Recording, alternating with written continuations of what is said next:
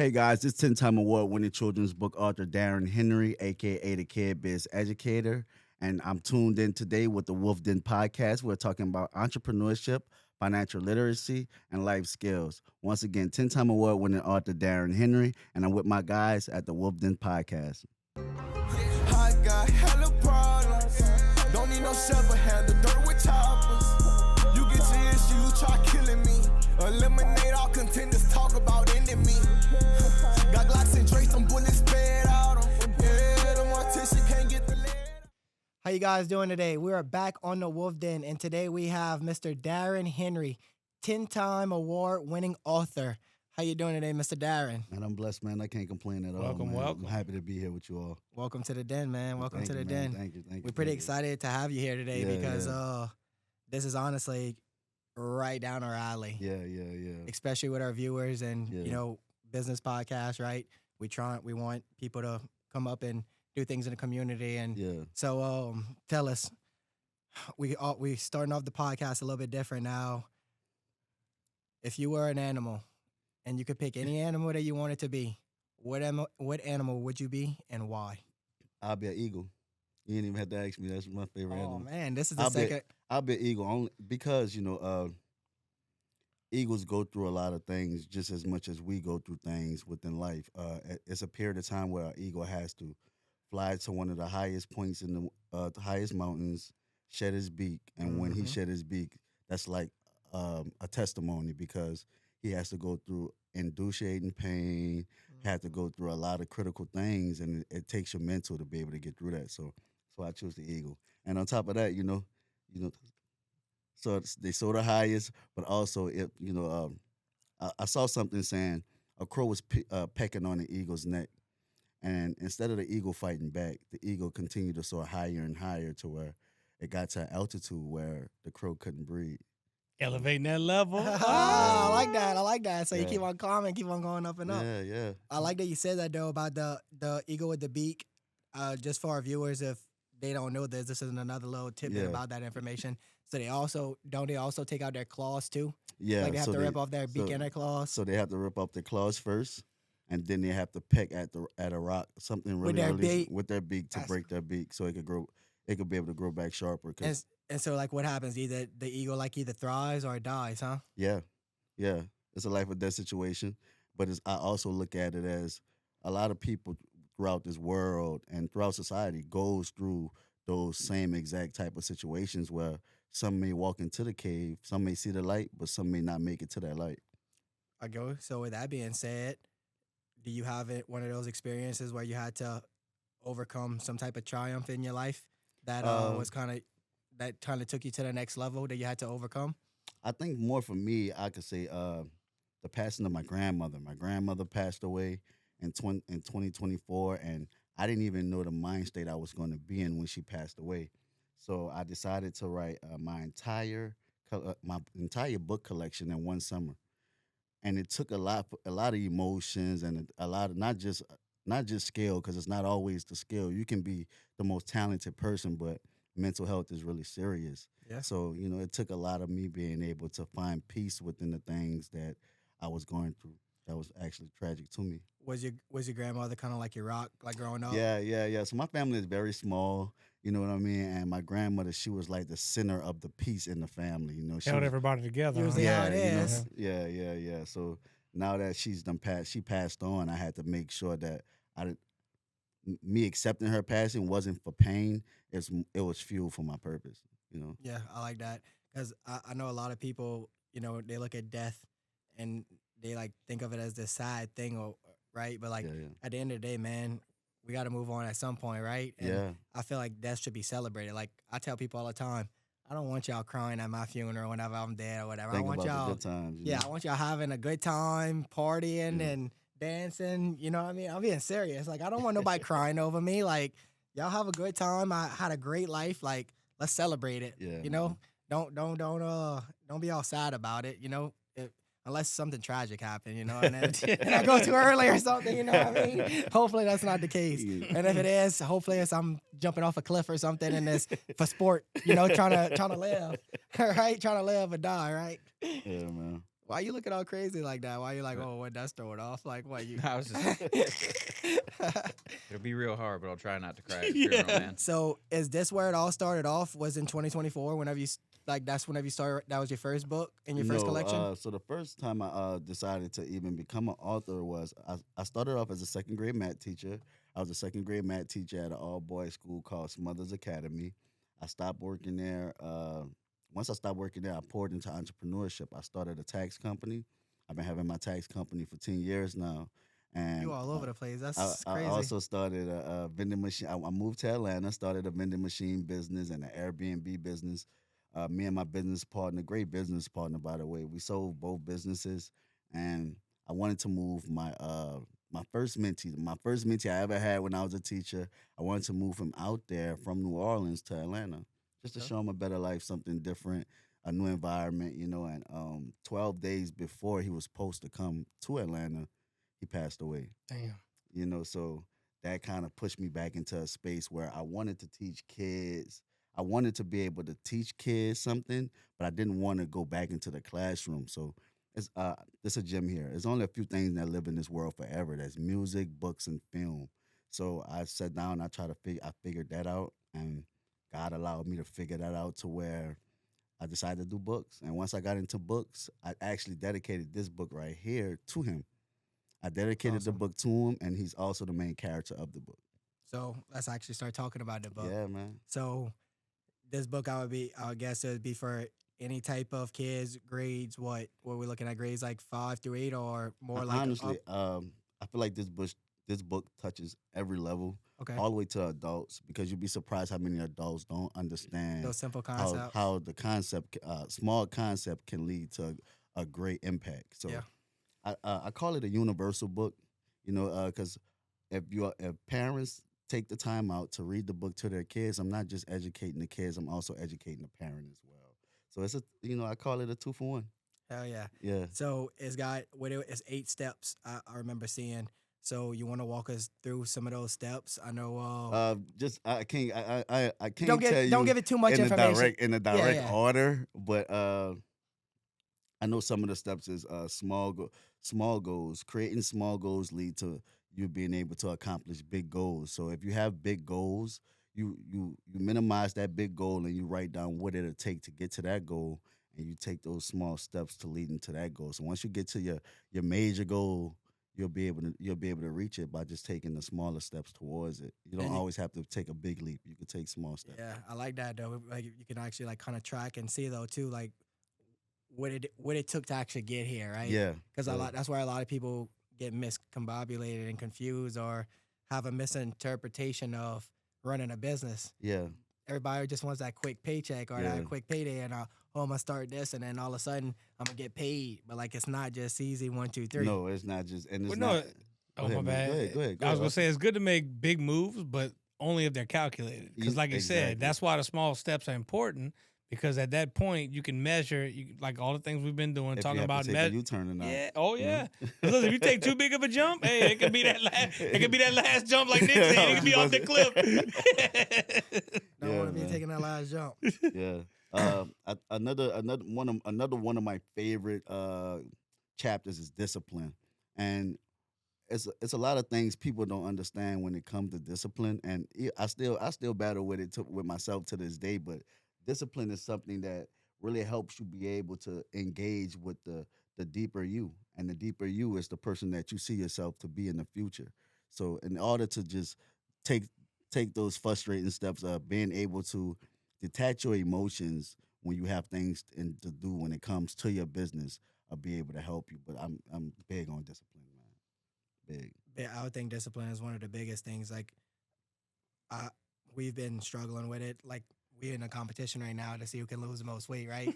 And we have a gym downstairs. Okay. So, like, I'm big into, like, I've been working out since I've been 17 years old. Yeah. Now, look, You do about I to work lie. out, You do I about work to out lie every to day? everybody on the Do I work out podcast. do I work out every day? No, but do I take working out seriously? And Yeah. like, I know it's something that I want to do, and I want to do it. Do I have the time necessarily every single day? Yeah. No. I was talking to Austin about that yesterday. I said we was doing something and we had something going on, and it was already 7 o'clock. I looked at my phone, and I still had to get home to my dogs, feed them, eat supper, do Yeah. something. Then I had to do some other things that we had to knock out. So I was on the computer last night till about 11:30, 12 o'clock. I didn't even get to go to the gym. But I feel like there's just different types of discipline though, right? Yeah, yeah. So like as long as you doing something that's productive and working towards one of those goals, you know, I feel like I can wait maybe a couple more days and go back into the gym and get back in the gym as long as I get my other stuff done first. I'll tell you what, why don't you wait 3 more months before you get back in Yeah, the I bet you gym? like that, huh? That's it, just I wait bet 3 you more like months. that, huh? This episode of the Wolf Den podcast is brought to you by Alpha Wolf Aerial Solutions. Alpha Wolf is your one-stop shop for all things film production. From personal to professional, from the ground floor all the way to the skies. Alpha Wolf Aerial Solutions. Don't just capture the moment, relive it. So you said right now you're in Dallas, Yeah, So- I'm located in Dallas right now. located in Dallas, and you're located in Dallas because y'all are trying to come up with an animation series, you said? So right now I'm working with Barnes and Nobles, Books a Million, and also Apple. I'm working with Barnes and Nobles and Books a Million on the book side, but I'm working with Apple when it comes to taking every book that I create and push through my publishing company. We're going to make it a mini animation. So they're definitely there for the tools, the resources, and also being able to help me understand when it comes to social media and monetization and educate me in different areas that'll be able to push my brand to as further as it can go. Yeah, definitely. I feel like you say you have a pretty good following, so I feel like you have understanding of that as far as like a personal brand Yeah. type of situation. Yeah, But whenever you're pushing something else that isn't tied to you, it's kind of like a different ball game, huh? that's why I don't push nothing that's not tied to me. It's a different ball Yeah. game. You know, once Ain't you gonna once you waste get your in those time. rooms and you really see that it can take your brand from small to gigantic. You can really be in a great space by you just utilizing some of the things that people pick up their phone and use every day.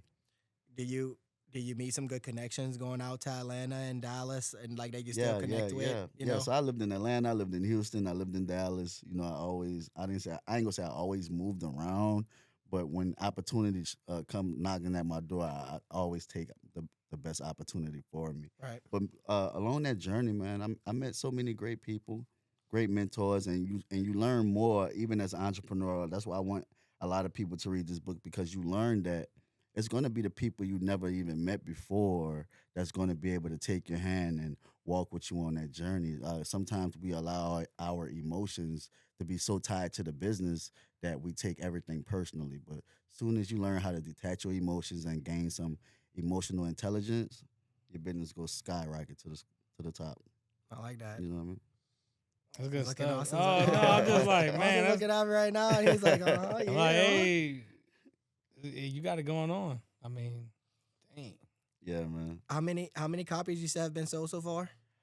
So me and my company donated over 15,000 copies to different schools and different youth programs, youth organizations. I always get my book in bulk, and when I do get it in bulk, I always make sure that I donate as much as possible. Just trying to make sure that I not just spread the message of entrepreneurship, but I'm a financial literacy advocate. I want kids to understand that the sooner you're able to figure it out, the sooner you can be able to change your family life. So with that being said, how are you kind of generating the money right now? Because I know you said that you had the tax company, you had the Airbnb, you sold all of those. So do you just make a good chunk of that and you kind of living off of that right now, or do you have something else that you kind of got like a side hustle going on where you still So, generating money? I have my tax company, but I'm a working man. I work a 9 to 5. Oh, I work really? a 9 to 5. Yes, I do overnight security Okay. at a hotel in Dallas. But once I'm able to manifest the things that I need to make sure that's going to pull my business to where it needs to be, then we all in with the business. But I look at jobs as chapters, and that's just a chapter I have right now. But this is my full potential. Like, this is my career right here. No, I feel like you're doing it. I mean, you're going around, you're getting Yeah, meetings yeah, with yeah, that. You're yeah. getting meetings with the biggest Yeah. production Yeah. agencies, Barnes and Nobles, But the I'm biggest. still, I still consider myself to be humble. So I do work a 9 to 5 just to make sure I have children. I have 3 daughters. So me having kids, I just want to be able to put it in a position. I'm sorry, I have 2, but me putting it in a position to where my 2 daughters will be able to benefit from the things that they see me doing by not just reading my book, but actually watching me get up and go to work every day as well. Better watch out, man. You're putting that 3 kids up in the air. You Hey, might man. have another Hey, one coming man. on the way or Come on, something. man. Don't say that, he's like, huh? Yeah, 'cause look, 3 be a lot, but hey, I got 2 girls and a boy. Yeah. And, but like I said, man, I wouldn't change it for the world. But look, when look at 2, you know, each parent can kind of handle them. Yeah. But when you 3, you outnumbered. Well, how is that with you having to like travel and stuff? Like, do your daughters? Or I'm sorry, you have daughters or sons? I have daughters. Daughters. So the way it works for me traveling, man, honestly and truly, that comes a part of building your brand. Is the sacrifice you have to put into it. So me living in Dallas, I'm away from my kids, I'm away from my family, I'm away from my friends, my loved ones. But I just look at it as, you know, that's the sacrifice I make to God, so God can be able to bless my brand. You know, so if I would have never left New Orleans, I would not have had the opportunities I had to be able to see the things I need to see. Which is a crazy thing to say though, because New Orleans is already a big city. Yeah, So yeah. just think about all these small town people that Yeah. are scared to leave their small town because they're just like, oh, I'm gonna use this as an example because we're in South Louisiana I right get it. now. But oh yeah, I'm gonna go work in the oil field or I'm gonna go Right. do this, right? But then they don't realize you go to a bigger place with more opportunity. I mean, dude, you can do anything you want in the world. I mean, my message to those people is, if you don't believe in you, then nobody will. You know, all it takes is hard work, patience, and faith, and you'll be able to accomplish anything you set your mind to. I think it's the hard work part that is getting a lot of people because that would be another thing I would want to know your opinion on with you going to these schools because I know that's another thing that we Yeah. need to touch base on that you're starting to do this like leadership program where you go Yeah. in and you talk with the kids and kind of explain them and you kind of do like a mentorship at the schools. So it's so what you're speaking on right now is something that I haven't in process. It's my nationwide youth enrichment tour, where I go to different schools and I be able to provide a free workshop to the kids and also allow the school to buy my book in bulk, and vice versa as well. The school can pay for the enrichment service, and I'll be able to give the books in bulk for free. That's awesome. Yeah, that's actually really cool. And honestly, I think that's one of the biggest things, man. Yeah, Because look, I find, you know, as a business owner, one of our toughest things right now is finding people willing to put in a hard day's work. yeah. I mean, yeah. look, right now, I'll tell you, the youth's lazy, man. But that's why Yeah, The man. youth, the But that's- upcoming Yeah. youth right now, and listen, I'm probably gonna get some slack for this, whatever. It don't even matter because I'm telling you, listen, people are lazy nowadays, man. Yeah, man, I understand. We've created a population to where, you know, it's too easy to get handouts and all this other stuff, Right. and it's just, man. I mean, look, and not even that, but you invest your time into some people, and they'll just up and leave you for 50 cents or whatever it may be on the dot. It's like, man, you know. Damn, I thought you were gonna be my guy, you know, and then the next thing you know, they gone. So I guess that's what I was kind of asking is like, do you see, or if you've been going around the kids or anything lately, you know, showing the books and all, do you see kind of that attitude of, are they interested or are they not interested? That's kind of what I'm getting at. Honestly and truly, the reason why I feel like I'm truly blessed for what I'm doing is because I'm really relatable to the kids. So when I go to these different high schools and elementary schools, and it's really about the author itself. It's outside of the book. It's about your character, how you carry yourself, and how kids can be able to see if they're relatable to you. You know what I mean? Well, when I go to these different schools and I talk to the kids, it's more less preaching and more understanding. I'm telling you this so you can understand this now, so you won't have to take that obstacle later. So the sooner you understand that if you can't sit down and read a book for 30 minutes, then you're not serious about your future. And I know that I'm not going to always reach every single kid in the room, but if I'm only able to touch one, It's worth it for you. my goal was set, you know? Hell yeah. Yeah, man. Let me ask you this: do you find, because you mentioned your 2 daughters earlier, with my little girls, I find they're totally opposite. Do you find one gravitate are they both interested into the book aspect, or do you find, because look, So- my kids are totally different. They're opposites. Honestly and truly, you know, I get my kids to read the book. I tell them I want to know your favorite chapter, your favorite character. You know what I mean? And I didn't just write this book for children around the world. I wrote it for my future generation. You know Sure. what I mean? And this book is not going to just benefit my kids, but it's a roadmap for my children's children. You know what I mean? Different cultures around the world it's their tradition to teach financial literacy to the kids. And with them teaching financial literacy to their kids, like the Vietnamese, the Japanese, the Arabs, they're setting their kids up in position at an early age. So that's what I wrote my book for. It was more of just a roadmap. It's a roadmap for my kids, but also a Right. roadmap for the children in this world. Nice. And that's Yeah. something that's seriously lacking in, I think, today's education system. Even when we were in high school, they don't teach you financial literacy. Yeah, Like yeah. how many times you see people complain about they didn't teach us about taxes. They how didn't to teach you do it, about taxes, right? how to buy a Right. house, You how learn to about- balance a checkbook. Yeah, you learn about Just that, though, you know what I mean? mitochondria, Yeah. but you don't know about. Yeah, so when you know. get into the real world, you're like, this is what it's Mhm. about. I know A squared plus B squared equals C squared, and now we have the Pythagorean theorem. Whatever, Well, yeah, right? you messed that up. Or Put you that one. Pythagorean No, theorem, yeah, boy. Pythagorean, whatever you want to call it. So have you had any maybe kind of pushback with schools? Because they seem to steer clear of this, even though it seems like the most valuable kind of things you could learn growing up. The great thing I can see is now that technology is getting better within schools and stuff like that, they're starting to implement enrichment programs into schools, teaching children financial literacy. So it's starting to get poured back into the schools, but it's a real big gap with schools from Louisiana compared to schools from other states. Louisiana is number 58 when it comes to the children reading level Which is crazy. within 60 states. It's disgusting. That's So it's like disgusting. every That's why we look. That's every why 4 everybody looks at us kids- and they think we dumb. I mean, yeah, I didn't every know 4 that kids reading statistic. on their own grade level. So that's 40%, man. So I feel like what I'm doing is just if I can touch their eyes, their ears, and their vision, them being able to see the book, the audio book I have, and then taking that audio book and we're turning it into a mini animation. If I'm able to touch each point for a kid, they'll be able to receive the message in 3 different ways. Well, what you doing is different, and I like it though because let's just be honest. And I'm gonna throw a shot at the school systems here, and even Trump knows it. That's why he got rid of the Board of Education or Yeah, whatever yeah, was I saw going that. on. So one, they're not teaching kids how to be self-sufficient human beings and be successful. They're teaching you how to be worker bees, to go work for a Yeah. company, and to be another number in the system. That's the problem with schools. So with that being said, did you ever think about hitting the homeschool market? Because that has been growing every single year. This year in 2026, 2025, it was up to 5 million kids that were being homeschooled in America.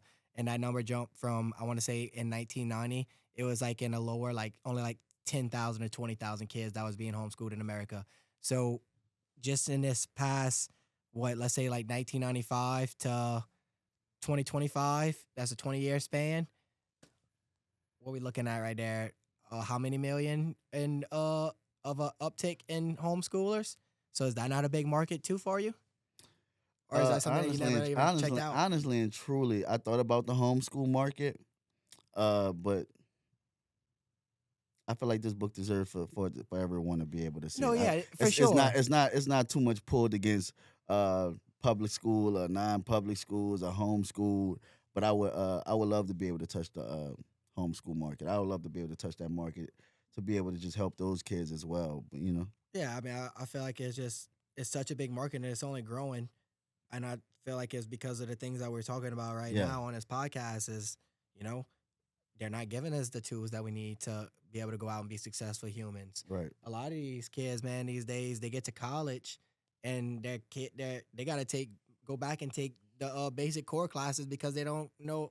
Just like what I was talking about, I didn't know enough about the math. I wasn't ready for math. Well, look, you know what the crazy part is? And we just experienced this yesterday. So one of the little things we did, we started doing this little division where we were kind of helping out with one of the local colleges. Okay. Well, we went over there and listen, this is kind of mind blowing to me. They got it because going on. This is when I was at one of the schools, and we'll kind of talk about it after, but they got some programs where they do more of like trades, real world trades Yeah. instead of more of, the unnecessary stuff like that. I mean, and I'm going to get flack for this. I'm not saying like the maths and all the core stuff is not important. That's not what I'm saying. What I'm saying is, yeah, I did okay in school, but listen, I wasn't no straight A student. I'm not going to lie. Right. C's get degrees. Well, Me yeah, either, so though. look. I wasn't a straight A student either. No, and look, I struggled in some aspects. So, but listen, I don't use half of obviously I don't use half of that stuff now. You know, you kind of learn as you go. Yeah. Nothing really teaches you for business other than experience in business. Yeah, and that's one of the things I say in my book is that if we're able to teach children about entrepreneurship for an hour a day in school, you can only imagine how many young millionaires we'll be able to create. No, that's true. Oh, dude, it would be Because ridiculous. look, we literally seen kids climbing telephone poles and doing different Yeah. linesman activities, Yeah. working oil field stuff, crane stuff, robotics. Everything was Doing there, it. and they're teaching. Listen, they got 15-year-old kids that are building robots, Exactly. and we were like, I was kind of shocked. I'm like, man, I'm kind of geeking out over Well, this no, because like yeah. this is amazing. We pull up to the school and I look to the right and I'm looking at a bunch of line poles and I'm looking at the line poles. I'm like, Austin, I was like, what's going on right there? Why they got do they have like a mini power plant right next to the school? And then they have like a big crane sitting next to it. I'm like, man, they must be doing construction. And then I see all these young guys. I'm like, They're Austin, teaching them. they are literally Yeah. doing like they're just running through different Exercises. exercises and stuff right now. I was like, that is next level badass. I was like, Yeah. this is the type of stuff that more colleges need to be on. So honestly, we'll give y'all credit. Shout out Fletcher Technical Community College because they really are doing some next No, level things that's at that awesome. college. And it's just like, man, we do a lot of work with a lot of other colleges and schools around this area, and I'm going over there, and I'm just like, they got me kind of stunned. So Yeah. that speaks volumes. It does. Shout out to Fletcher. Straight up. I'm telling you, man, it was wild. Like these kids are really doing real world stuff, and That's awesome. So that might be somewhere that you need to go check out too. And Nah, hey man, if y'all want to collab and we go there together, we could. yeah. go. Yeah, because we've been going frequently. We got some things happening Yeah. with them, and they look, man, these programs, and Austin's wife is a teacher. Oh, Yeah. okay.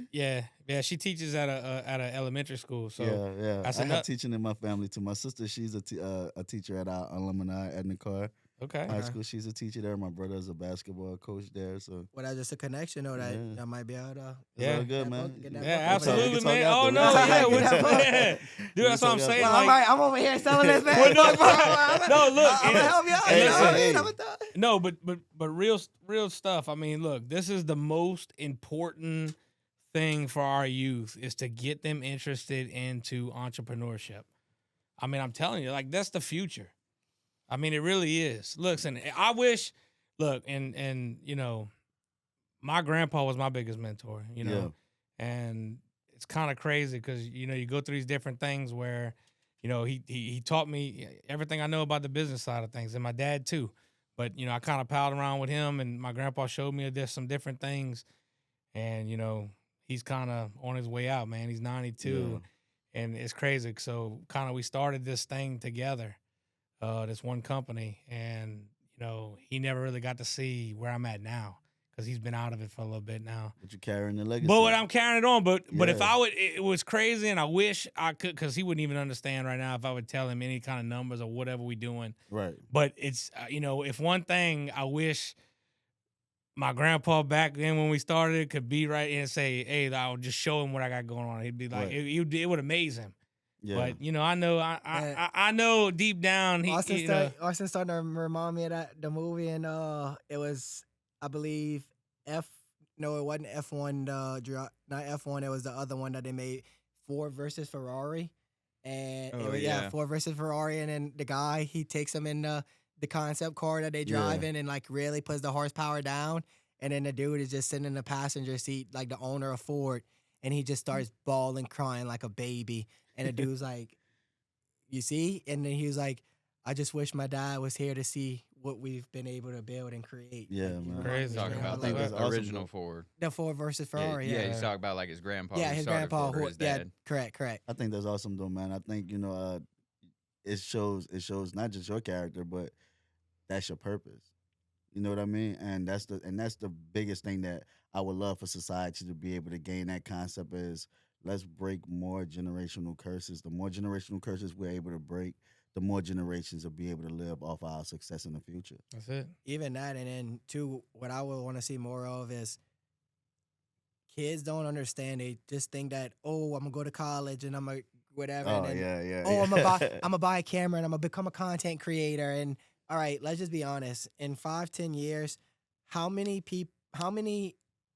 statistically, how many people can be making money on different platforms or whatever, and then that be an actual revenue where they can actually live off of that. Like you already see it now. Only your big content creators actually make a living and can live and go, oh, I'm in Dubai, or hey, I'm in California, I'm going off to this place, or I'm in Hawaii, or whatever the case may be. Your huge ones can, but they put that out there to these kids, and these kids see that they living this life and all, and then they did a Well, poll not long ago. I It's think, like 90% of the kids want to be content creators now. That's like their answer. I think it's the school's fault that that's the case, because the kids have no way of knowing what success could be. So they only know what they see. Well, the school won't tell them about anything except getting into college. Right. They won't tell them anything else, right? You remember in school saying this is a way to become successful? None of it, right? So what else can the kids see? They see what they see on social media, Right. right? So the school that, people say they want to stop all this social media stuff in front of the Well, kids so that they don't but see half it. of it's fake How about too. you offer alternatives in school, right? So these kids can see other ways to be successful. They're going to have a lot of less kids Well, who are saying social media is the only thing. I agree They with need more of this. I agree with you. Like and then half the things that they seeing is fake. Like the other day they had I don't know, I saw on Twitter they had some OnlyFans creator, and she posted like herself in front of a badass Lamborghini, and then somebody like quote tweeted her tweet and said, I live in California and I pass by this rental dealership every single day. We know that this chick is making this much money. Why is she even posting this? Like, she can afford it, but she's posting a picture of her with a rental. So it's just like they just Yeah, it's people all just fake doing, anyway. yeah, they just doing fake shit left and right. It's the illusion, though, man. That It's is the illusion. Yep. It's It the is illusion. illusion. I have really found social media to be for entertainment purposes only. I feel like when and I can say this, I feel like when you have positive things going on, it's a little bit harder to pull engagement from people. But you have to understand that as long as you're consistent and as long as you continue to put in the work, then you can be able to succeed whatever goal your desire is. But at the same time, we also have to be realistic as well. And when I speak to when I speak to kids, I always let them know it's okay to be able to have your dreams and expectations, but still get a job. You know Still what I be mean? realistic. You know? Well, look, I and Nick knows the story, Duncan knows the story, but I'm kind of gonna bring it up again. We've talked about it on the past podcast, but just because of your book and entrepreneurship, I'll kind of give you a little background of what I did with my kids. Because look, I didn't want to raise my kids to be brats. Yeah. Okay. But they're brats. No. No. But straight up, like, no, look, three of the best kids. No, like, except his son. His son's a little badass. Hey, look. Oh yeah, that's another story. He's wild.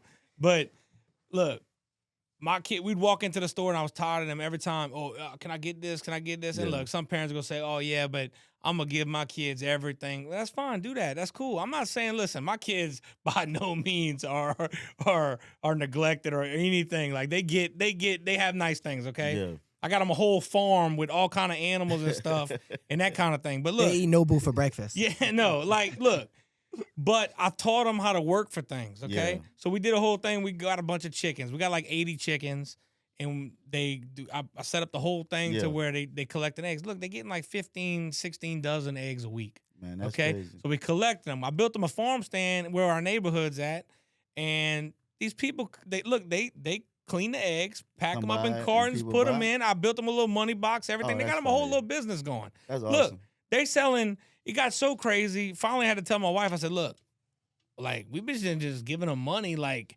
from their stand. Like did we count this?" She's like, "No, I never counted it. We just kind of been throwing it in a Putting it bag." in that- They were like throwing it in this little bag she had. My Yeah. little girl had. So I'm like, "Hold up." I said, "Man, we need to check on this." So man, we get the money. But we sit at the table, we dump his bag out, and look, dude, it was crazy because I'm like, man, people gonna think we drug dealers or something because like we had a pile So of much this money, right? ones and all kind of crazy stuff on the Yeah. thing. So look, we started counting. Look, they had $1,500, Oh man, that's and like we didn't even know it was that. Austin's like, I need to take my cut. No, so look, so it's the craziest thing. So now, like, you know, because I told them, I said, look, every time we go to the store, I said, we're not. I said, y'all gonna work for something. Y'all want something, you bring some money. yeah. Now look, I don't make them pay for everything all the time, but you know it's funny. It's So just now showing when we you. go to the store the other day, I said because I was getting a bunch of feed for the animals and all Yeah. this stuff. So I told Avery and you know a couple of my other kids. I believe that I don't want to put the names out there, but we'll put you know. I said, look, y'all want a couple things, and I said, look, put it with the feed and everything. So I said, okay, grab them. She said, oh, Dad, it's okay. I got money. She said, I don't need you to buy it for me. Best feeling in the But world. that was crazy. I'm sitting back. I'm like, damn, okay.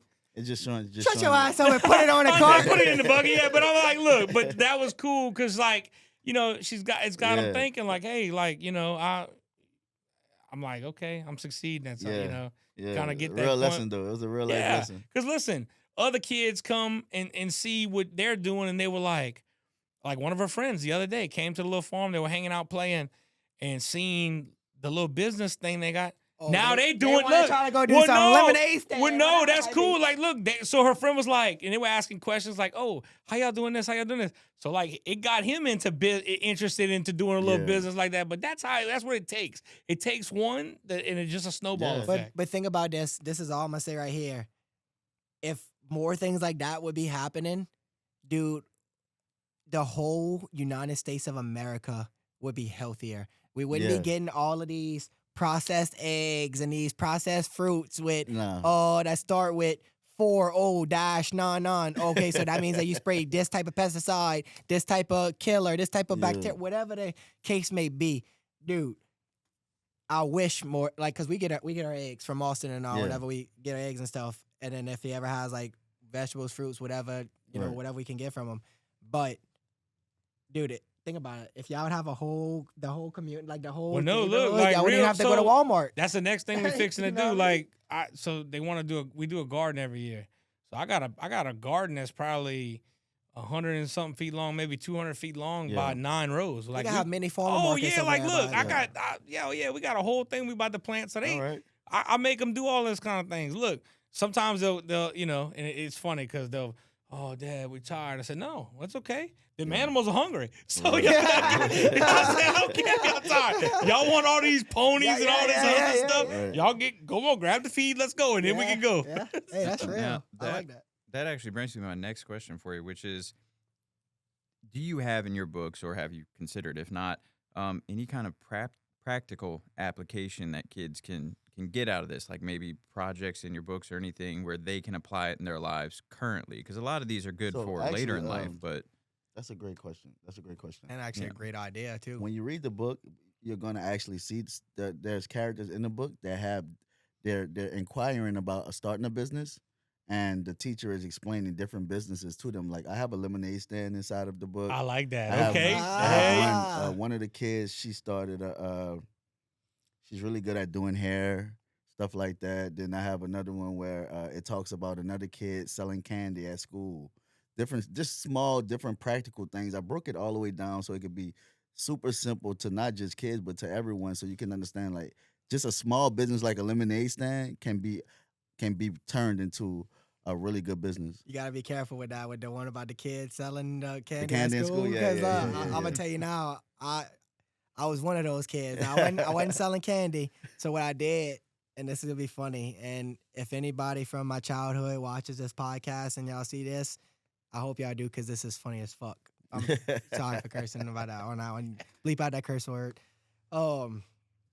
I used to steal all the pencils and lead pens. Like, if somebody had a badass lead pen, I remember at one point everybody was bringing in them ones that was like looked like it was like just super cool and it had like a cool one design behind on it, Oh, yeah. and then it had like the little eraser on it, like it was like the known cool lead pen that looked like a pencil. Yeah. That's what I remember. That's what it was, a lead pen, and it looked like a pencil because the teacher said no more lead pens. Like, we had to use only pencils because, I don't know, it was playing with them, turning them into like little guns, toys and all, and flinging them at people and throwing them into the roof.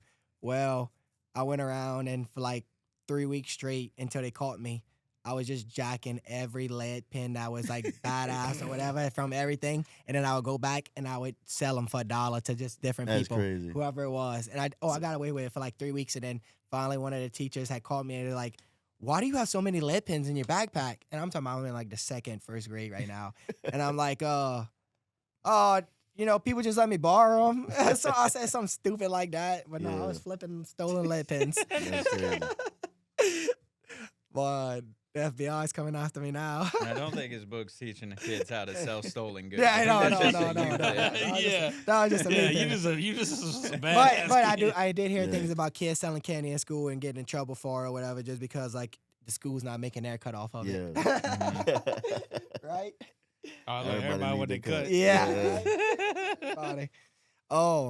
Have you ever had any experiences where someone has just completely touched you or moved you, like a kid that from what you were doing?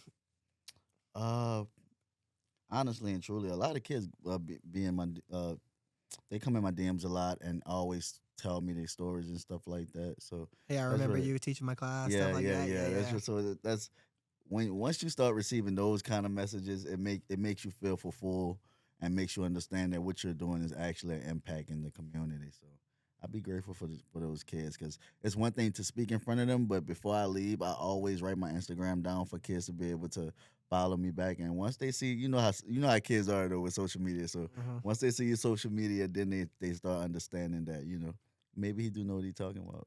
Or it's funny that you say that because I was about 2 or 3 weeks ago, I was playing Fortnite by myself and I ran into a lobby with like some kids, like they were Yeah. obviously like probably like 13, 14, 15, and they were talking or whatever. And one of them just randomly asked me, they're like, "Oh, what's your business? What do you do?"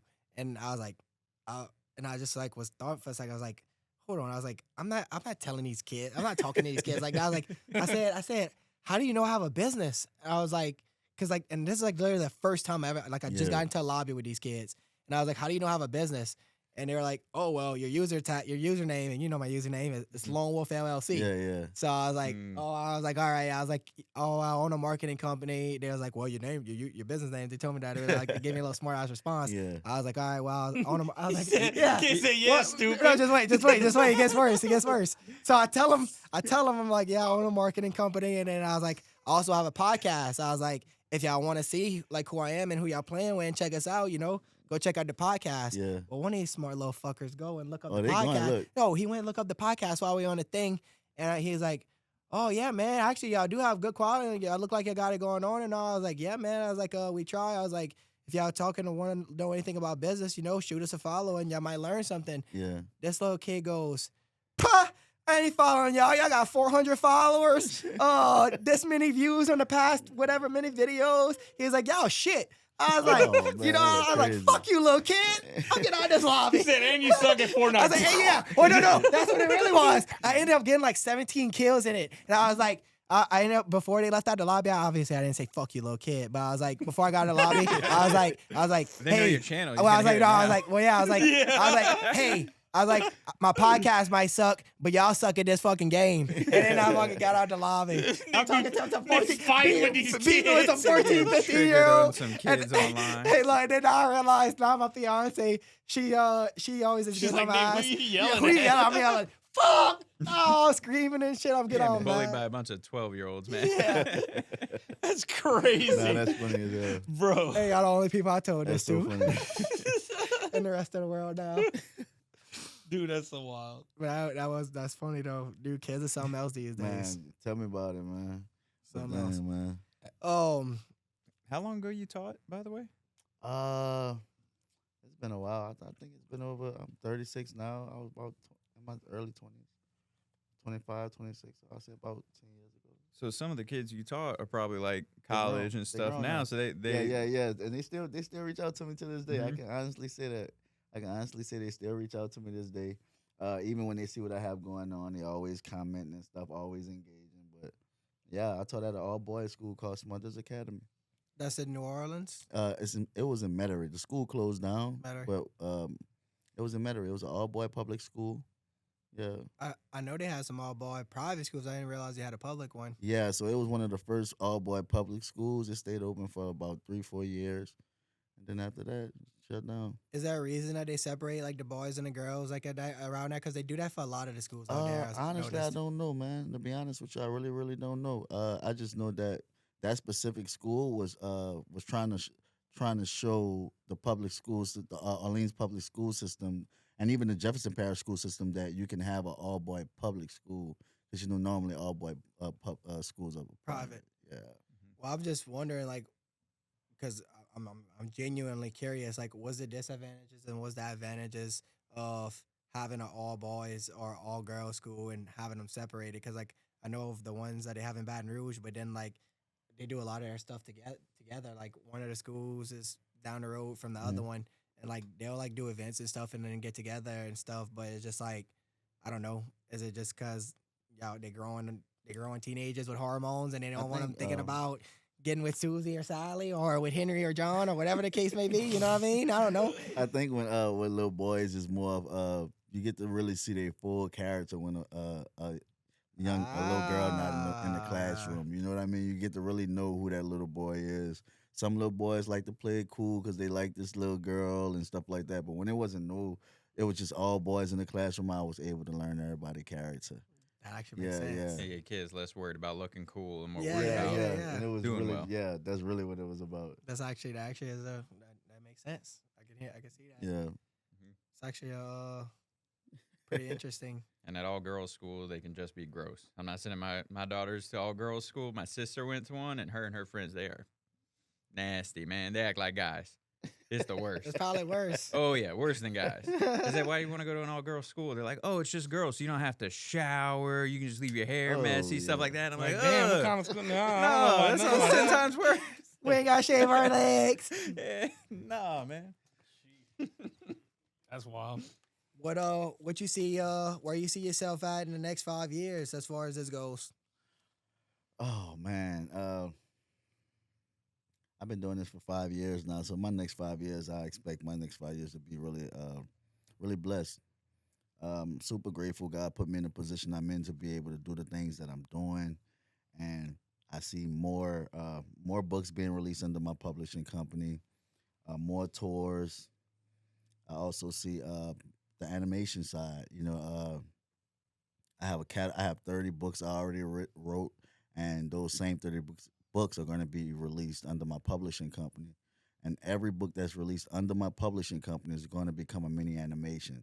So I see myself just being poured into those 3 lanes right there. You know, writing, publishing, and animation. Where the mini animations are going to be displayed at, like, or played on? Definitely YouTube. But once I'm done with the full blueprint, we're definitely going to be able to touch other streaming platforms as well, like Netflix Kids, Hulu Kids, Tubi Kids. Well, I was about to even say things of that nature. What about isn't smart boards like kind of like the partners with schools? You know, what I'm talking about, I know what you're talking about. Wouldn't it be kind of wouldn't that be a good idea to try to get in with them too? Yeah. You know what I mean? I'm just throwing some things your way. Hey, you know what I mean? you throwing them out. I'm trying to catch it. You know Yeah. Anything that I could think of that would be beneficial to you, I'll throw it out there because I mean, I can see big things like that, or even like uploading, you having like a little mini app that. Yeah. So actually, that's one of the. Trying to pull out my surprises. Oh man, I'm sorry. But yeah, that's one of the things me and my team also are working on as well is the Kid Biz Educator app, where the Kid Biz Educator is actually an AI audio chatbot where children will be able to read the book on the platform, but the AI audio chatbot will be able to answer the questions for the kids as they type the question in. I like that. Yeah, so I got some things, man. I got some things we brewing up. So the next 5 years look really bright for me. That's awesome.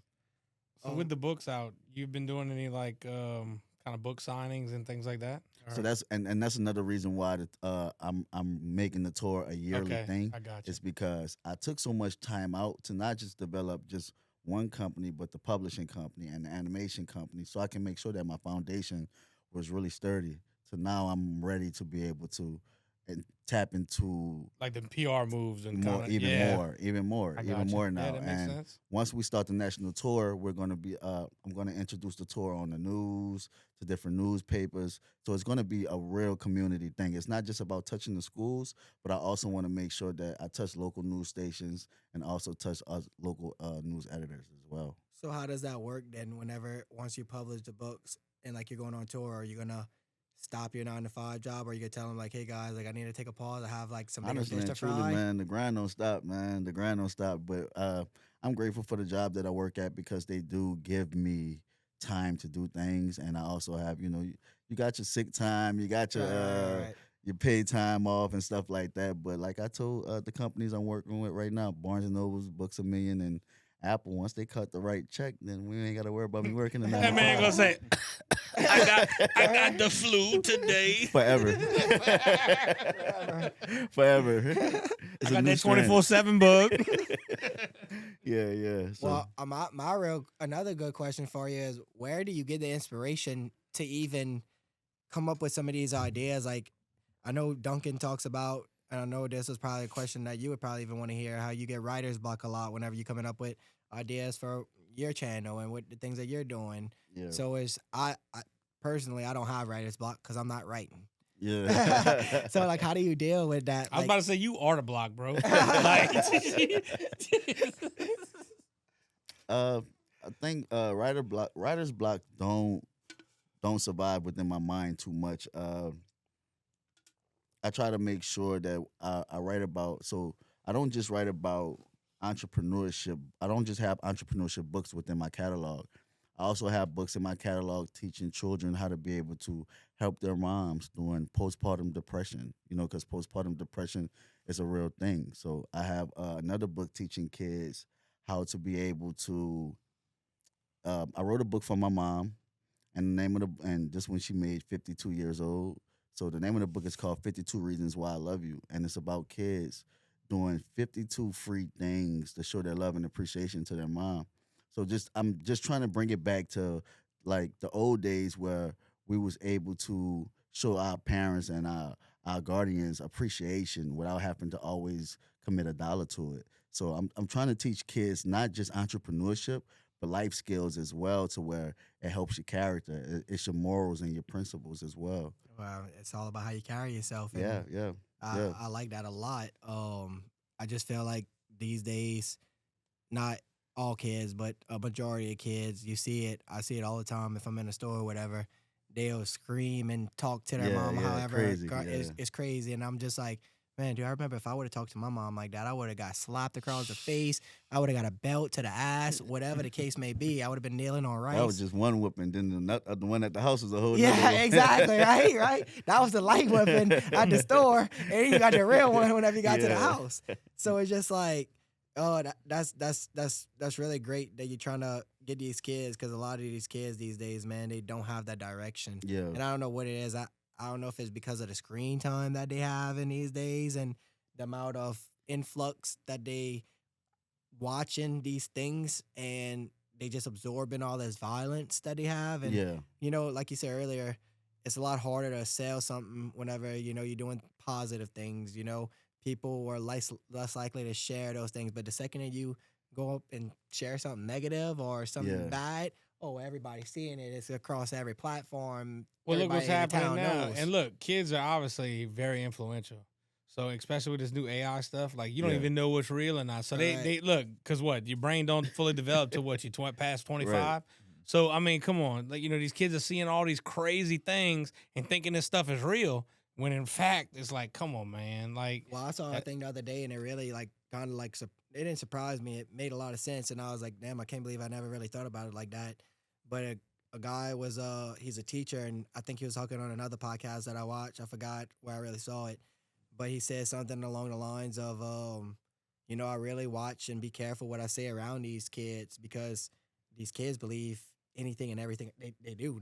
If you tell them, like if you're a teacher in second grade and you tell this kid this, and this, that is now fact to that kid. Yeah. So he's like, I have to watch what I say around these kids, because whatever I say is influential to whatever they're doing. They might go home and be like, well, no, Mr. Robert told me that, the Mayflower did land, and That's exactly what they go do. whatever the case may be. Where are those kids at? Because when I was teaching, them kids didn't believe anything I said. They followed me on everything that came out of my mouth, dude. I mean, I feel like kids are just easily influenced, No, it's just, it's true for sure. so I don't know. I don't know. I just see them.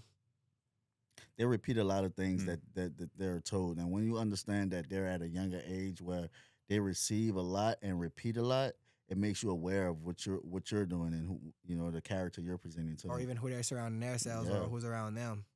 Yeah. I'm glad to hear you make some books about helping kids how to deal with certain things. And I wanted to ask if you've written a book in this direction, and if not, hey, feel free to take it. For kids to deal with mom or dad not being home because they're always working. Mom and dad's Oh, an that's so funny. entrepreneur So and they're out all the time, you know? touch all the good questions, man. I'm telling you, man. Um, I have a book called Daddy on the Go, and it was actually me writing a book to my kids, explaining to my kids that although dad is not here, he's doing something that's going to help change your life forever. So it's just more of a book teaching kids that allow your parents to, just because your parents not home don't mean that your parents won't have an effect on who you're going to become as you get older. Yeah, see, I didn't even know he had that book. He's ahead of the Yeah. game. Yeah. He's already on it. Well, It's that's in my what- catalog, man. I feel 30 books in my catalog. I got so many variety of books in my catalog. Well, I feel like just from we've been talking and all, I feel like you're more than a children's educational book. I feel like you're like a moral guideline. You know what I mean? Almost like I a say a Like a children's life philanthropist. coach. yeah. Say I get what you say. I'm That's Like sorry. a children's life coach. Yeah, Yeah. well, that or even for adults. I mean, Yeah. a lot of adults can use this advice. Yeah, man. I say philanthropist, advocate, you know what I mean? Yeah, Life skill advocate, you know, just being able to understand. Once we genuinely understand that if we could connect with our kids at a young age, even the story you said, Austin, like that's going to carry within your children as they get older. So even when you become grandpa and they have their kids, they're going to be able to say, your This is grandpa the- taught yeah. it to me like this, so I have to teach it to you like that. That's it. You know, but Generational, like you that's the said, the win. generational That's the aspect win. of it. That's the win right there. That's the win. Being able to implant that seed in our kids' mind and watch it grow, and being able to be here to see the benefits of the forest you planted. You know. That's true, man. man, I'm excited to see you grow. I mean, the things that you're doing, I only seeing this being a huge thing. Yeah, Like, man. I- I'm blessed, man. I got I'm a bunch of grateful. ideas for you to talk about just after we get off of the show, like on what just different ideas that you could throw off that we could even help you out with. Okay. I mean, as far There's as so many talent, avenues, man. So Dude. this book right here is actually a series. I have the 4 kids in this book. Once you already the 4 kids in this book, they're best friends. The second book is called 7 Steps to Maintain Your Business for Kids. It's about the same group of kids that started in the first book, but they're now in high school and they're about to go to college, and they're learning how to maintain their business while they're about to graduate. The third book is called, it's 3 books, but the third book is called 7 Steps to Expand Your Business for Kids. So I'm going to teach you how to be able to start a business, maintain a business, and expand a business. For the last book, 7 Steps to Expand Your Business for Kids, it's the same group of kids. Now they're in college and they're trying to learn how to be able to pull more revenue to their businesses. So they start learning how collaboration is a good thing, marketing, and different avenues like that, to where they can learn how to be able to expand their business. So it's a book series. do you throw in like little things in there, like little like just challenges and stuff that they might go through? You know what I Yeah, mean? Like yeah. as far as like I don't know, like how you was about to say like collaboration.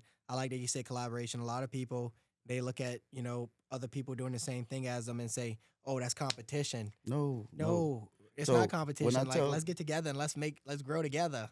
When I tell what I say a lot is, when you go into the grocery store and you go on the bread aisle, you see many different companies that sell the same product. So that don't mean that I'm no different from you. You're no different from me. We can all be able to get our own slice of bread. You know what I'm saying? Correct. I like that. Correct. It's true though. Mhm. I mean, look in our aspects. Look, I collaborate with a lot of different companies that are in the same line of work. And I promise you, man, like the reason why I enjoy what I do so much is for these reasons right here. Once you collab with people and we can be able to figure out how we can be able to come together. 2 mountains come together just make a bigger mountain. You know what I mean? True. And we all don't have to climb the mountain. A lot of people like to do things themselves. And I tell those people all the time, it's okay to climb the mountain yourself and reach the top. The mountain I call it the mountain of success. It's okay to climb it and reach the top.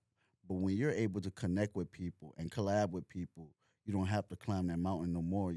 No longer. You all can come together and push the mountain. Well, you know, it's the biggest thing too, and that's so important, like you just said, because like even when we collab with other crane companies, I got a friend with another crane company. I'll call him and say, "Hey, man, look, I mean, y'all a much bigger outfit, but my price for this kind of project, you think I'm falling in line of what we are?" And he'll shoot me straight. He'll say, Yeah. "Yeah, man, I think you're good," or "Hey, I think you need to up this a little bit." Because listen, at the end of the day, whether people say they want to treat it as a competition, yeah, we're in the same business, but I don't look at it as competition. Look, and it doesn't pay me to undercut the next one because all they're doing is driving the prices and you're messing up the market. Exactly. Because listen, if they try to undercut me, then guess what? The next time, all we're doing is messing up we're going for the same goal. And there's enough work out there. You gotta just look. Like I said, they use us for stuff on our end, and we use them for other stuff. So it's beneficial. And building, and you understand as well, is building those relationships, man. It's lifelong relationships to where True. you can lose everything you have today, but you'll still have those connections to get right back to the same spot where you True. was left off at. I always think about that. That's really I always- priceless. I always like put that in the back of my head. Like, and I always say, if everything was to crash and burn, which thank God it won't, knock on wood. If everything was to crash and burn today, right? I have so many connections and I met so many people. It's almost impossible for me to fail. Exactly. Like I would really have to be a fuck up. I would really, Exactly. I would have to start doing drugs and drinking alcohol and putting myself under a bottle. And like, I really have to screw up. You know Yeah, what I man. mean? In order to not be successful at this point. Cause it's just like, man, once you do so many things for people and they realize your worth, they only want to help you grow. You know, but it goes off your character. You know what I mean? It strictly goes off your character. I done came across some people that I felt like it was difficult to work with them. You know what I mean? Look, I done came across those type of people, but I feel like that's all a part of the life lesson because we all might be in the room with people that we might not be comfortable with, but the bigger picture is way greater than us. Yeah, you swear Nick's in the magic business. why? If people think he trying to be making magic moves, magician, man. I mean, it's like, damn, bro, we can only do so much. I'm trying to move fast. Oh yeah. Well, I'm glad you said that though, because we actually had to fire a client yesterday. That was a big step for us. For me, I had to fire someone that just wasn't aligning what we were doing. We're a growing company, and they wasn't growing at the same rate as us. They were falling behind, and they wasn't listening. They didn't see the value. They didn't respect the value. They didn't respect the value. yeah, But they still wanted That's to a work. major red flag, though. But like they still wanted to work with us. But so you know what? I had to shut it down. I had to say, you know what? Our company, our views aren't aligning anymore. I think it's time that we go our separate ways, right? And that was like one of the hardest things that I had to do because it's just like it's not like I'm firing an employee and now at the end of the day, if I fire an employee, I save a little bit of money and now I got to go find another employee that I might bring in at a lower rate. I had to fire a client. I'm taking money out of my own pocket, but as far as the bigger picture, like you said, if it's toxic and it's not working, that guy might have been pissing off my employees and I might have employees quitting because they don't want to work with this Exactly. client that I got going on. You know what I mean? So it's just you gotta be aware, right? Yeah. And so another thing which I'm very beneficial and fortunate for is I've been in a situation, kind of how you saying, like that's whatever you're saying about the groups of friends and all. So I had partners and stuff where it didn't work out, and I had to buy out partners. Yeah. And that's why I was kind of asking about the question on, do you throw any like of those type of scenarios in there, like as far as that goes? 'Cause So- like it was almost like having a partner always isn't the best thing because Yeah. but it sometimes is because like now me and Austin are partners in a few different aspects, and Austin is probably one of the biggest blessings I ever had in my life. So what I tell kids is the friends you grow up with is very rare, and I admire those people who able to separate friendship and business. But if you really want to be able to become successful, you're going to understand real soon that it's going to be people that God allow you to meet that's going to help you be beneficial to your brands. I have met so many people along my journey to where my friends that I did grow up with, unfortunately, they not. Once you start seeing people not aligning with what you're trying to do, that don't mean they still can't be your friends. They just can't be your business partners. Yeah. And you start understanding that as you go along your journey, you're going to meet the people that was meant. Anybody that's meant to come to the company is going to be able to come to the company in the most genuine way. You know what I mean? Right. It's not going to be nothing forced. It's not going to be nothing toxic.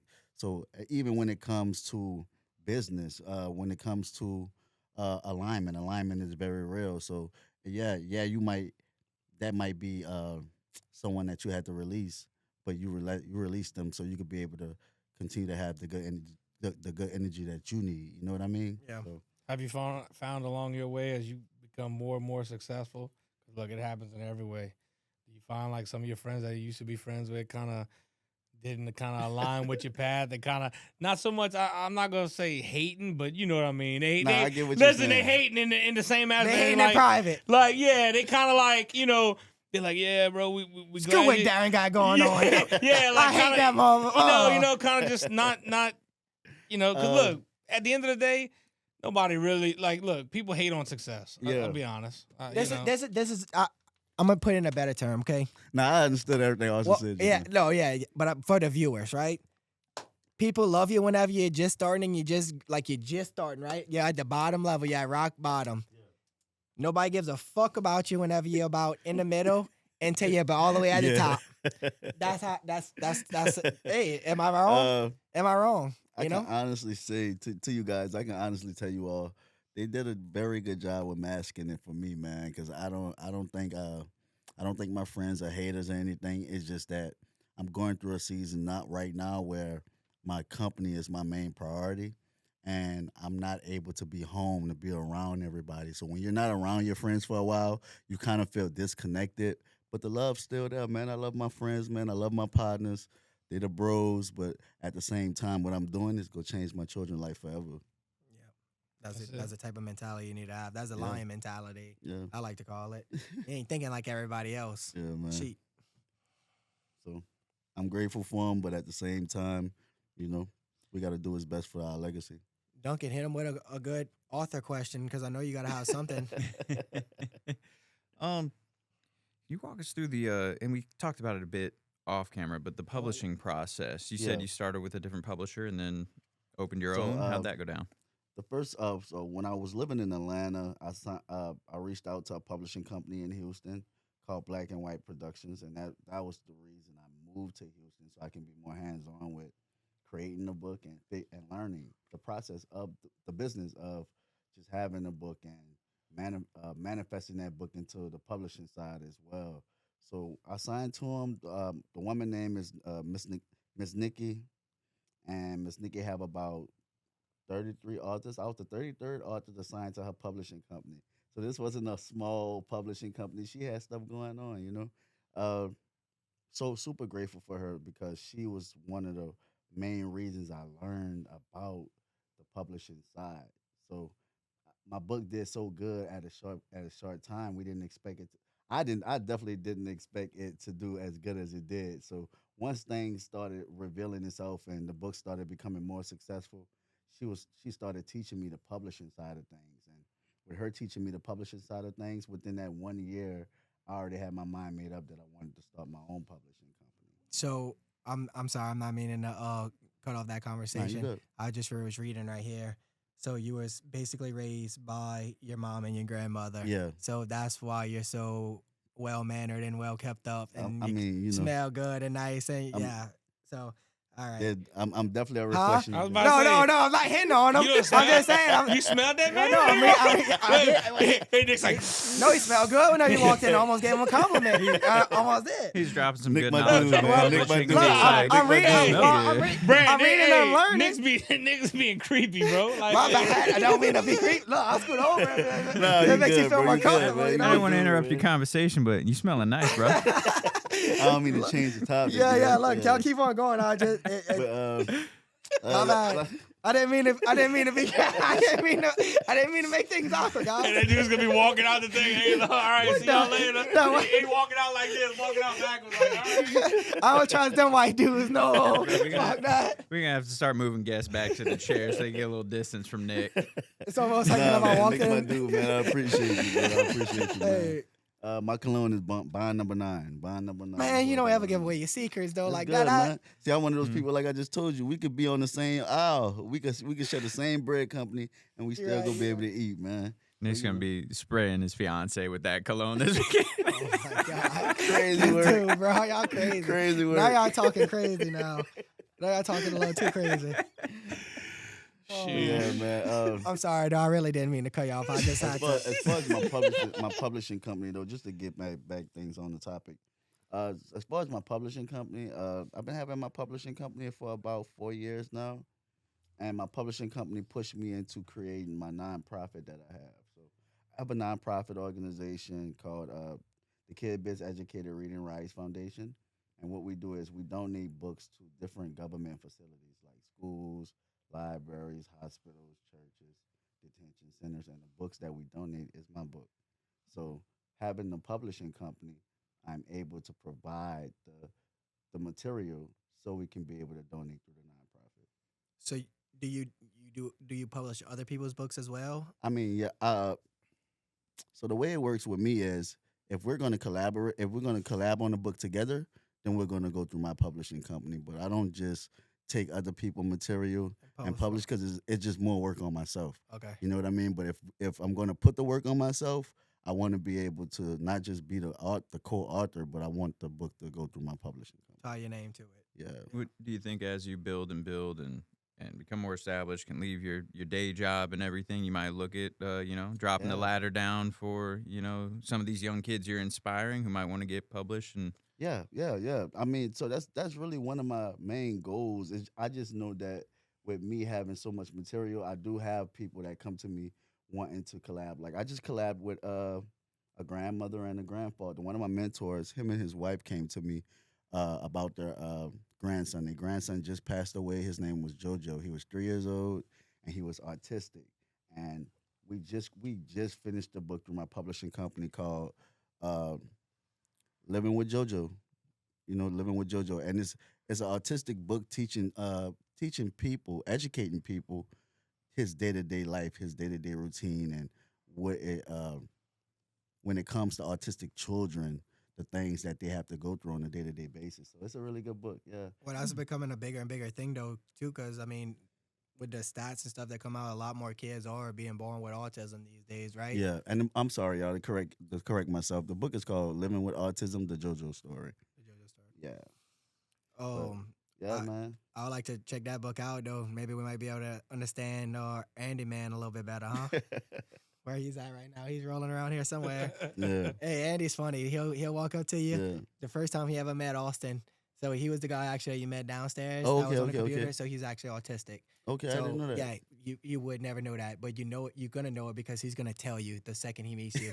So he's like, Yeah, so look, no, look, like we were building the studio, That's and he was why it's helping okay. out. That's why it's okay for us to talk about it right now. Yeah. Is because like he literally is so comfortable and is so self-aware. Yeah. I tell the dude, like, I'm like, Andy, dude, are you sure you're autistic? Because I don't even believe you. Yeah. Like, I don't even, but I know he is whenever he gets on that computer and I start seeing him do things that even my brain can't I'm telling you, comprehend. they different, man. Oh They my special. God, Look, different breed. we were building Special. this studio, and that's how I met him. I met him through Nick. Different And breed. he was hanging some stuff on the wall for for these patents and all this Yeah. stuff. He was on a ladder, and so I walk in. I was like, "Hey man, what's happening?" And he's got a stutter. He started real stuttering. He got hung up like on a couple things, and he was Yeah. introducing himself, and he's like, "I don't know if you noticed, but I have a stutter," while stuttering, like hanging up, like. And I'm like, "Nah, man, it's all good." Like, obviously, I knew he had a stutter. Like, it was one of those things. But I was like, "Nah, man, you're good, bro." And he was like, "Oh, and I got hit with the fucking tism." I'm like, "What?" The tism but is I was crazy. like, Yeah. The yeah, tism but is- that's how he said it. He said that's how he introduced himself. I'm like, so I just didn't want to be like, I'm like, "No, bro, it's good." Like, I'm like, "You good?" Also, Like, it's so we awkward, just, awkward about it. we just like Also, dapped up and like that was it. Also, it's like, it's okay, man. Like, Am I gonna catch it?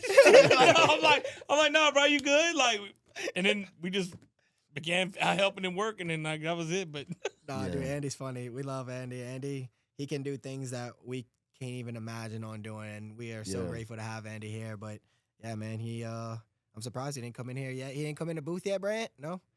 He might be playing around in the 3D room downstairs. yeah, I think he's putting them printers together. But that's You actually really can't tell looking at him, I promise you. no. No, dude, And and he's super look. focused on his work. When Oh, he walked listen, in. When he he's loves. dialed, he's dialed. Yeah. Dialed. You give that man a task. Hey, look. And then look, I like how y'all got things running here, man. Like a real I'll get, well-oiled machine. I'm telling you, I like it. we'll give him a task or something, and then me being me, Austin knows better. Austin don't go fuck with him. But me being me, I'm just like, "Hey Andy, what can I do to help you or whatever?" This dude looks at me, he says, "Yeah, you could go and step 10 feet back that way and just stand there." I'm like, "God." Yeah, he I'm like, basically said, "Nigga, get the fuck out the room." Like, Get out, Like, you bro, know what I'm like I saying? need my space. Like, oh yeah. I was like, "Shit." He said, I'm like, oh yeah, he said. That's so funny, man. so, is there anything else big? Oh, what we looking at time wise right now? I figured that way right there. So we'll go about 10, 20 more minutes. Oh, good. Is there anything kind of big that you have that you coming up that you might be traveling to go, you know, to maybe possibly talk or go on tour or something along the lines with one of these books like coming up soon? Uh, Or y'all still kind of like planning all of that and trying to get all so that right together? now we're shooting for the we're gonna spark the national tour this year, but we're looking towards either after standardized testing and about say around April, Mayish, or we're gonna just hold it out into next September. So me and my manager, we've been sitting down trying to figure out how we're gonna approach everything, but we have the foundation already laid and the blueprint set out, and I also have other partnerships and people that's gonna be able to participate when it comes to the tour. So yeah, man. So that's really my main focus right now is the tour. So whenever you say that though, the end of May or early, is that like, I'm guessing that summertime in between those times? Yeah. So I don't know if y'all did it in the end of May, y'all were basically doing it like before they go out into So summer? the first two things, the two things, I'm just a soft launch of the tour. So I might it's going to be 2 or 3 schools that we approach and we give the idea to, just to be able to get the ball rolling. Another thing that I'm going to be doing this summer is I'm going to create a basketball camp with one of my great friends. He the head coach at John Curtis High School. They just won the championship. Yeah, I know of John Yeah, Curtis. his name is Biko Paris. He's the head basketball coach over there at John Curtis. And me and him we're starting a financial literacy basketball camp where him and his staff, they're going to teach kids the fundamentals of basketball for an hour and a half, and for the other hour, I'm going to be able to teach the children financial literacy. Yeah, That's actually kind of a crazy combo.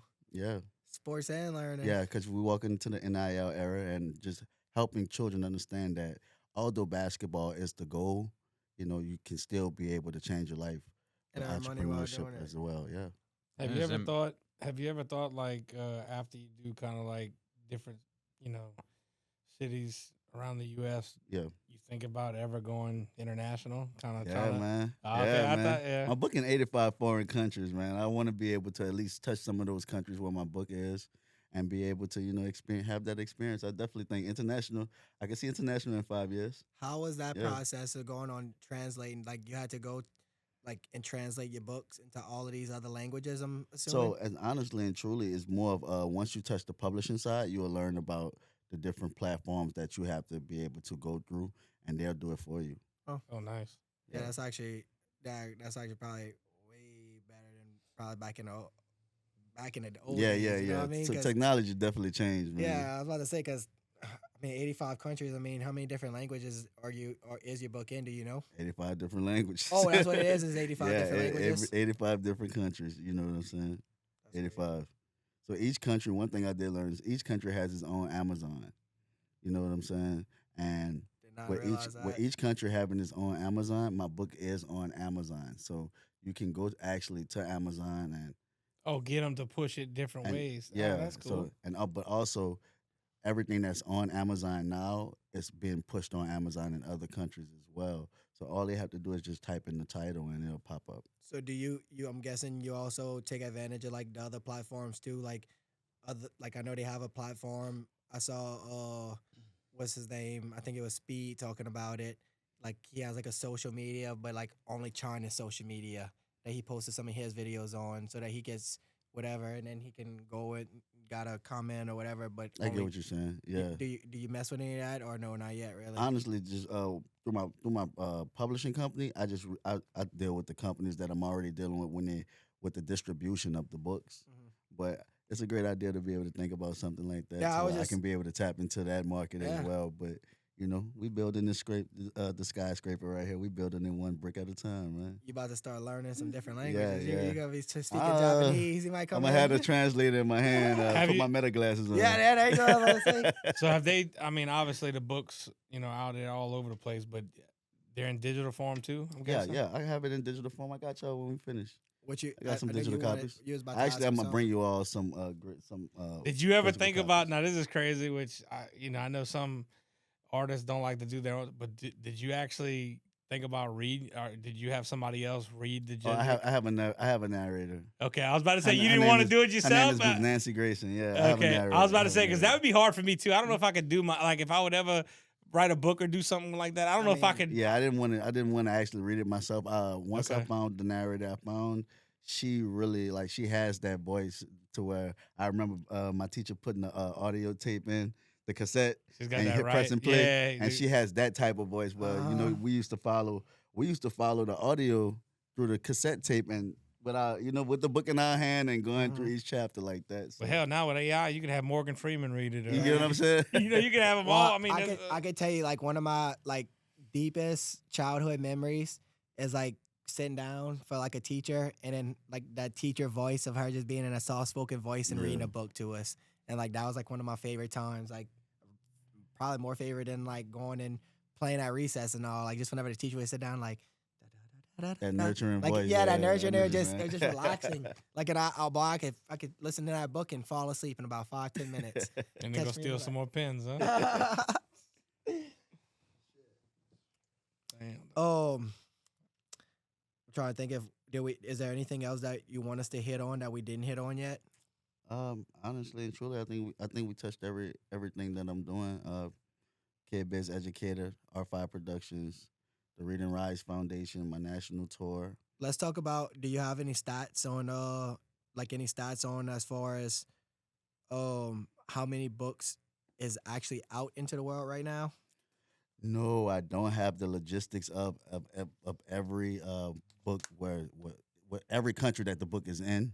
No, not saying that. I'm saying like you said, like you do these big orders like 15,000 or whatever. Oh, so over the period of time since I have created Kid Biz Educator, we have sold and donated over 15,000 books. Okay, yeah, Nice. That's it. Yeah. That's, And I've been doing it since 2020. so about 6 years now. Yeah, man, 6 years in the game, man. Hell yeah, you're only gonna get bigger, Yeah. and everything looks great. I mean, the book itself it looks amazing.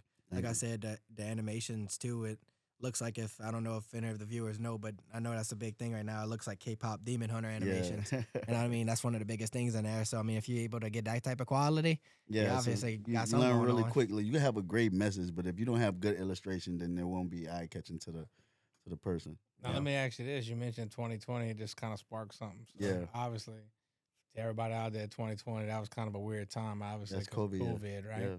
You know, a lot of businesses and entrepreneurs struggled during COVID because, look, our business, we didn't really struggle. It's a little different, but still, you had to Yeah, I get what change you're some saying, things though. up, you know. But for your business, did it help you? Because I mean, look, people at some points, I mean, look, when they were kind of shutting everything down and freaking out, you know, even around here, like we took off a damn near a week off of work kind of type thing, and just to where everybody figured out because they were quarantined and stuff. So it was kind of like, Yeah. look, me and my girl, we went buy a bunch of fish and restocked my pond and did little hobby things like that for a little bit until everybody was freaking out and Yeah. figuring out what was going on. But you know, in your aspect, hey, books. Lock you in got time. when Time you to got lock free in. time, you can sit down Exactly. and read a book. So Right, to right. me, that would kind of help your business a little Yeah, bit. yeah. I think that was the biggest thing for me. Around that time, I was still at trying to figure out what kind of message I wanted to give out. You know what I mean? That was the main thing for me is trying to figure out what direction I wanted to go in, and I chose books because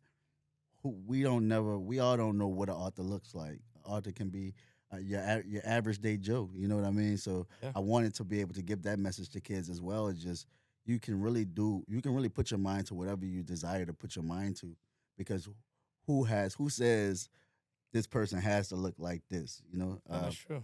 Didn't, I'm sorry. Go ahead. well, I was just going to say some of our greatest authors delivered so many messages to us growing up as kids. Because I remember I used to like to read the books growing up. I read Harry Potter. I read. That's what I was You about know to. what I What mean? else I was about to. Yeah. Didn't she like put her name? Who was the writer of Harry Potter? J.K. Rowling. J.K. Rowling. Yeah. Didn't she use the J.K. because she didn't want people to know that she was a woman that was writing the book? So she used the initials J.K. That's so crazy. that people I thought didn't that know she was a man. Yeah. I didn't know That way people actually bought her book and read them, because dude, think about it. How many people would have bought a book or fantasy book or whatever and they known that it was written by a woman? Like that is literally the reasons that she Yeah. used J.K. Rowling. That's Crazy. crazy. I didn't know that. But like that, it really shouldn't even be that stigma, because that just proves to show you like You exact you thing can you never just determine said. who's the author. Correct. You know? You never Can know never who determine. could be anybody. Yeah. I like that.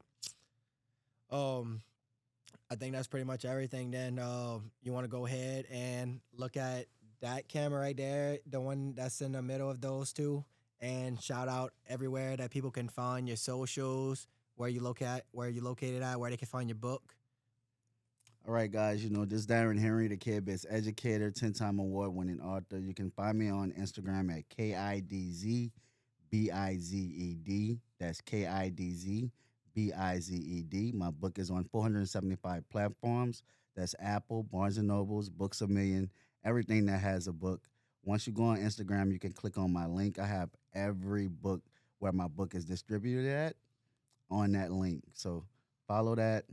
Follow me on Facebook at Darren Henry on Facebook. But yeah, this was my baby right here. 8 Steps to Becoming an Entrepreneur for Kids. We're not just changing generations, but we're saving generations as well. I like that. Yeah. So parents, get them kids out them iPads, man. Yeah, Pick man. up this man's book. Come on now. Put the book on the iPad if you go. Oh, yeah, there you go. Yeah, put the book on the iPad. I like that. There you go. Digital Whatever it copy. takes. We got digital copies. Thank you so much for coming. Man, on, thank y'all, Yep. man. I got hella problems. Don't need no silver handle.